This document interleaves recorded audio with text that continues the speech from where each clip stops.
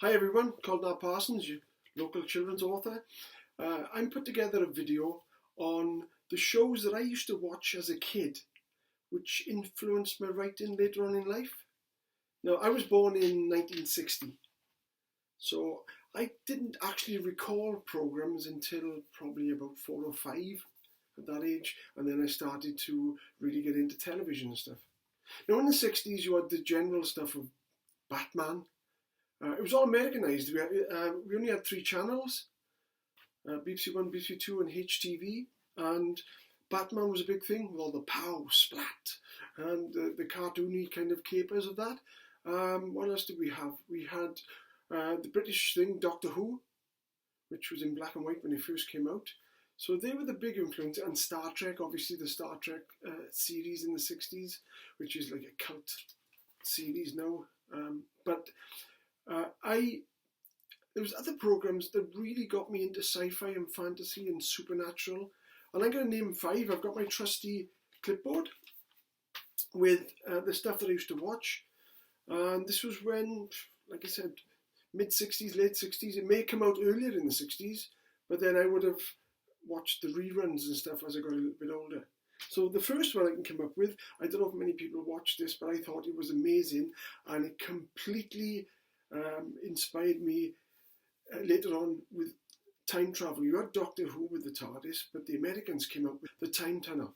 And the time tunnel was, it was a tunnel underground under the Arizona desert, about thousands of feet below the desert.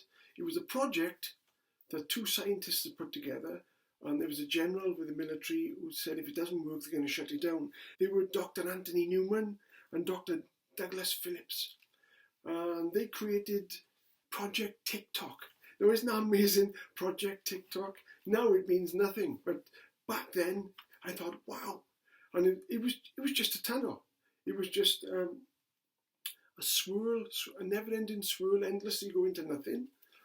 And we didn't have, or there weren't the big Hollywood CGI effects that you got today. In those days, it was like a spark of light and then a plume of smoke. But what I loved about it, well, it was the danger of walking into this tunnel, and it swirled into wherever you wanted to go in time. So there are different episodes every week. I thought it was fantastic. You could go to the time of the dinosaurs, or you could go to outer space. The Greeks, the Romans, pirate ships. It was amazing. And I was glued to that, and I thought, wow, we've got this tunnel that can take you anywhere in time, and you can meet anybody, and that really, really inspired me to bring up my own stuff later on when I was a little bit older. So that was the first one that actually set me going. What came after that? Land of the Giants.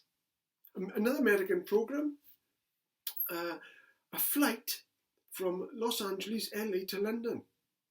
And this flight had a family on it, and they were flying towards London in hyperspace or whatever it was, and it got sucked into a wormhole halfway along its journey. And they ended up on this foreign planet, this planet in the solar system that was taken over by giants. Now, we had a book called The Borrowers, which I think it was Mary Norton brought that out in the mid-50s. But this was on film, and this was a series. And I loved it because you had the dangers of giant insects.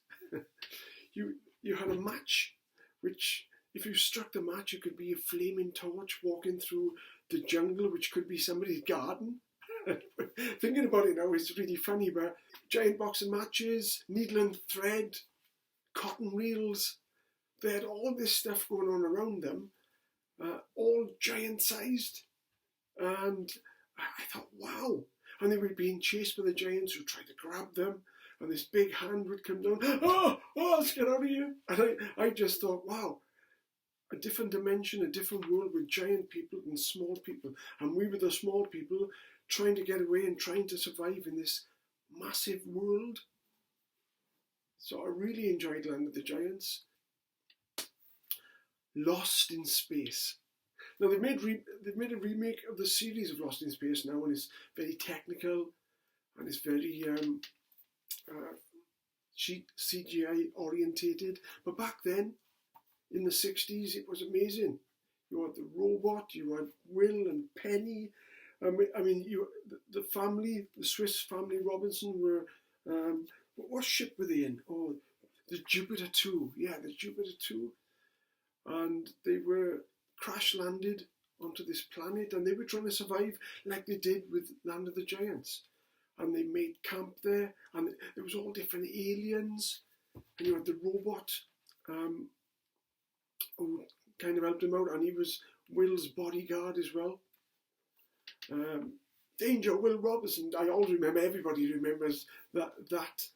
But it was just the series. I mean, a robot on a planet in outer space, trying to survive, spaceships. Sci-fi was like the peak of the 60s. And Lost in Space, they made a movie of it which didn't do it justice, if I'm honest. But the original series I thought was absolutely fantastic. Couldn't wait for every week the episodes to come on. Same with Land of the Giants, same with the Time Tunnel. You'd be waiting there every week for the episodes to pop up. I mean, we had great stuff in the UK. The Avengers. I loved the Avengers. Kind of sci-fi, kind of fantasy as well. They had all different scenarios. My favourites were John Steed and Emma Peel. John Steed was the gentleman spy, and Emma Peel was a sidekick. Emma Peel, I was in love with when I watched that programme. She was his sidekick, but she was also good at karate. She could handle herself. And they used to go on cases together for the government and stuff. And, I thought, wow, these two, like you got Batman and Robin in the States as the superheroes. We had the Avengers, like I said, John Steed and Emma Peel. They drove around in really cool cars, and they came up against really formidable opponents and enemies. And I couldn't wait for that every week. They'd have obscure storylines, which I thought was amazing. So yeah, I used to watch that. And what was the other one? One of my real favourites, The Champions. Oh wow, Champions was the ultimate sci-fi for me, because you had Craig Sterling, Sharon McCready, and Richard Barrett. They were three. What were they? They were like special agents. And didn't they crash land in the mountains of Tibet? And these Tibetan creatures came and they bestowed upon them special powers. Telepathy, they could talk to each other through their mind. Special strength, they can lift things. They could hold their breath for a long time and swim underwater and stuff. And Nemesis was their headquarters. And Tremaine, I think, was their boss, their commander. But I mean, Sharon McCready was beautiful, like Emma Peel in the Avengers, and she can handle herself as well. But if they were trapped, if they were tied up, if they were locked away somewhere, they had all these special powers where they could communicate with each other. And I thought, wow, where is this going? This is amazing television. And don't forget, I'm only 8 or 9 watching these and thinking, where's all this come from? I really loved this series. It definitely influenced me as I got older. Writing short stories, writing novels, and to think that you could move in time tunnel, you could be in outer space with monsters, you could be a crime series with these two kind of detectives, and then you had these 3 champions who could communicate with each other, run really fast, and they could do different things. And it was just, 60s was a fantastic time for fantastical television series. I mean, we still had like Joe 90 and Thunderbirds. I loved Thunderbirds. The puppet thing, Stingray, Captain Scarlet, and all that kind of stuff. We had cool stuff here, which I think we emulated from the States, and then we built our own and got our own stories, and then films and movies. So what I'm thinking of doing, I've done this on kind of 5 of my favourite TV series of the 60s. I may bring another couple of videos out, maybe films from the 60s which influenced me, and maybe series and films from the 70s as well. Well, thank you for watching this. Totally enjoyed doing it. Brought back loads of memories researching it all. And I hope to see you soon. Bye now.